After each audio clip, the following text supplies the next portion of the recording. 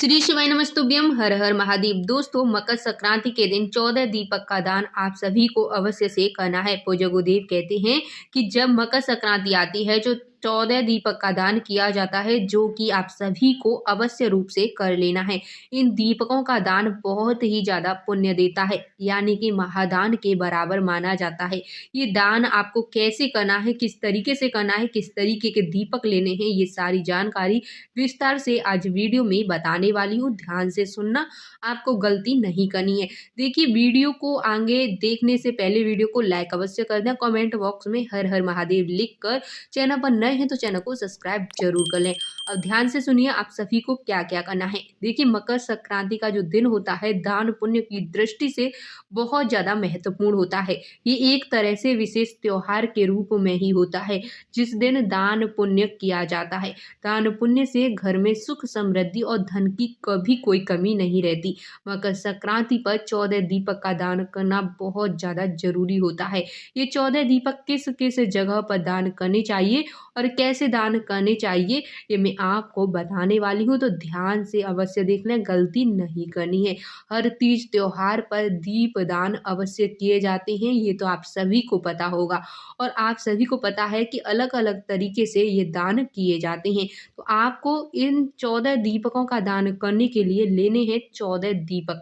आप मिट्टी के बने दीपक ले सकते हैं, आटे के बने दीपक ले सकते हैं, या फिर कोई अन्य जो भी आपके हिसाब से हो वो दीपक आप ले सकते हैं।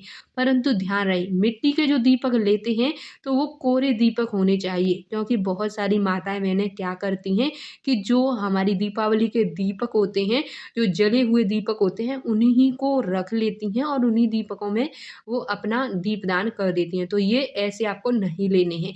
ये बिल्कुल ही यूज किए हुए दीपक नहीं लेने हैं, बिल्कुल नए कोरे दीपक लेने हैं। अब हमें लेना है लंबी बाती। लंबी बाती जो कि इन 14 दीपकों में लगानी है। और लंबी बाती आप सभी को पता है माँ लक्ष्मी के लिए लगाई जाती है। तो ये जो दीपक है आपके घर में सुख समृद्धि लाएंगे और माँ लक्ष्मी की कृपा आपके ऊपर बनी रहेगी। उसके बाद सरसों का तेल लेना है। अगर सरसों का तेल नहीं है तो तिल का तेल लेना है। और ये दीपक कहाँ कहाँ दान करने हैं, ध्यान से सुनने। अगर आपने इन चीज़ों को अच्छे से नोट नहीं कर पा रहे हैं तो कहीं कॉपी पेन में नोट कर लें और ध्यान से सुने कि कहाँ कहाँ दान करने हैं।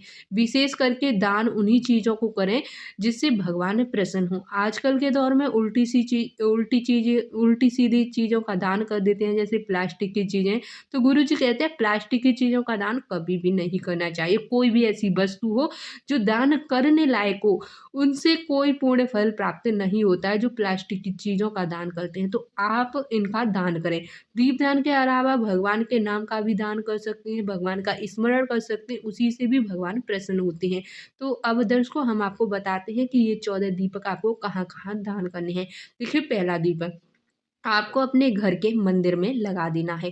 जैसे ही आप दीपक बनाकर तैयार करेंगे, यानी मिट्टी के 14 दीपक लेंगे, एक थाली लेंगे, उस थाली में इन 14 दीपकों को रख लेना है और लंबी बाती बना करके तिल का तेल या फिर सरसों का तेल इनमें रख करके आपको जो पहला दीपक है वो आपको अपने घर के मंदिर में लगाना है।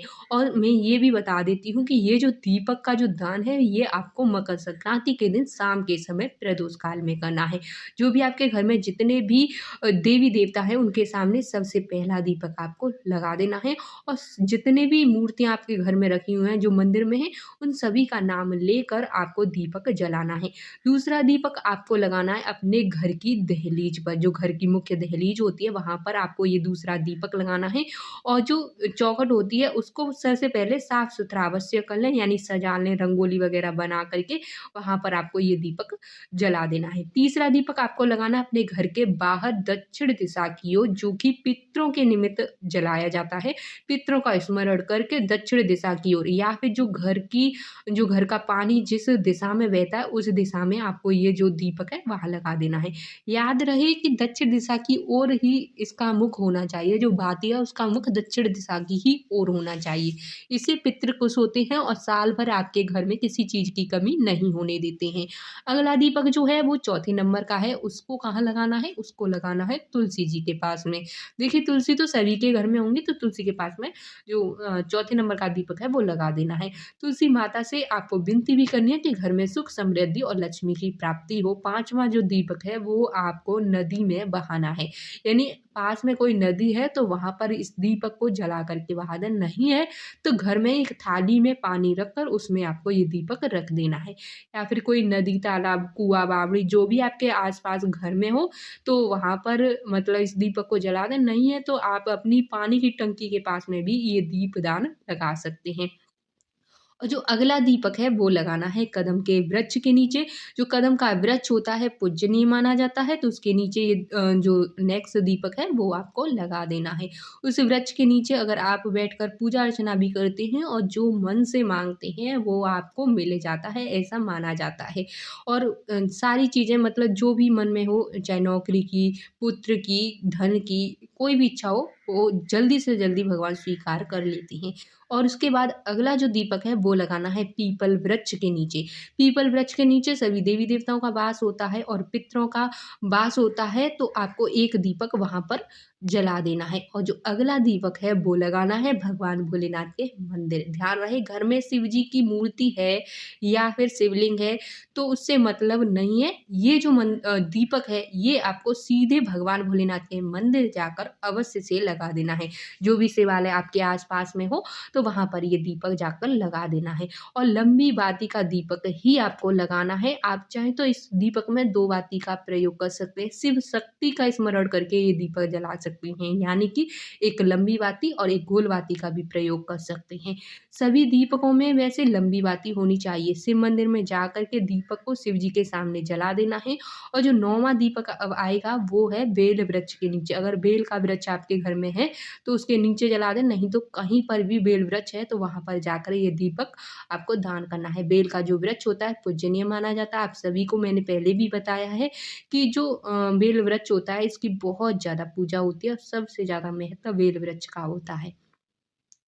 और फिर उसके बाद आता है 10वाँ दीपक, जो कि आपको आंवले के वृक्ष के नीचे दान करना है। आंवले का वृक्ष भी बहुत ज़्यादा पूजनीय माना जाता है, हमारे ग्रंथों में भी बहुत ज़्यादा पूजनीय माना गया है आंवले का वृक्ष, तो इसके नीचे दान करना बिल्कुल ना भूलें। और आगे अगला जो दीपक है, यानी 11वाँ जो दीपक है वो अशोक के वृक्ष के नीचे दान करना है। अशोक का वृक्ष भी पूजनीय है, तो इसलिए आपको वहाँ पर भी जो दीपक है लगा देना है। फिर उसके बाद जो अगला दीपक होगा वो दीपक आपको बरगद वृक्ष के नीचे लगाना है। बरगद का वृक्ष जो कि सावित्री व्रत में पूजा करते हैं उसी वृक्ष के नीचे आपको लगा देना है और दान करना है।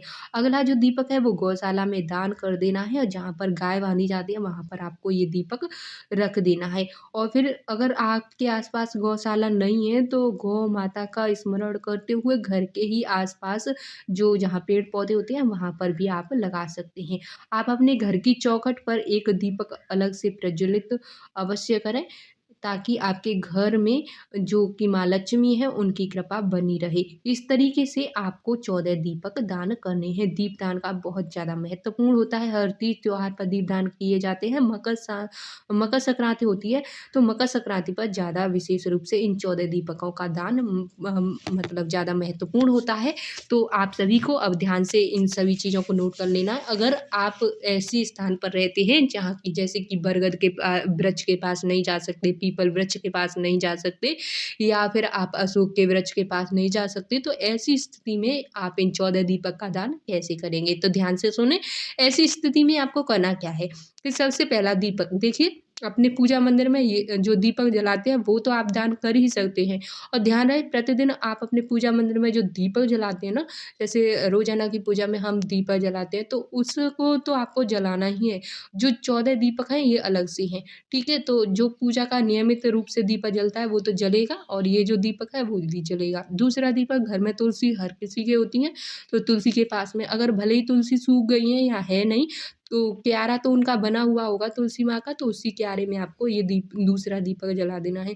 तीसरा जो दीपक है घर की जो चौखट है वहाँ पर आपको जलाना है, और चौथा दीपक घर की चौखट के बाहर जो जहाँ से नाली आपकी जाती है, जहाँ से जल बहता है घर का, वहाँ पर दक्षिण दिशा की ओर मुख करके चौथा दीपक जला देना है। और पांचवा दीपक, नदी तालाब के पास में नहीं जा सकते तो पांचवा दीपक जो है ऊपर छत पर जहाँ टंकी रखी रहती है वहाँ पर भी आपको जला देना है। बाकी के जितने भी दीपक हैं उन सभी दीपकों को अगर आप अपने घर में जो भी पेड़ पौधे हैं उनके पास में जैसे कि अशोक का होगा या बेल वृक्ष का, समी का होगा, तो इनके पास में जला सकते हैं। नहीं है तो जो भी पेड़ पौधे, जो भी गमले रखे हुए उन्हीं के पास में सभी का स्मरण करते हुए आपको ये दीपक जला देना है।